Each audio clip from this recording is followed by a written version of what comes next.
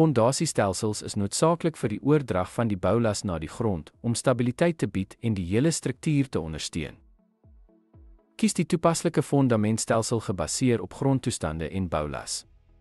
Plaas voetstukke onder draande elemente soos mure en kolomme. Gebruik plaatfondamente vir liggewigstrukture en paalfondamente vir swaarder laste. Definieer fondamenteienskappe soos materiaalsterkte en afmetings. Verifieer dat die fondamentdiepte en tipe voldoen aan plaaslike boukodes.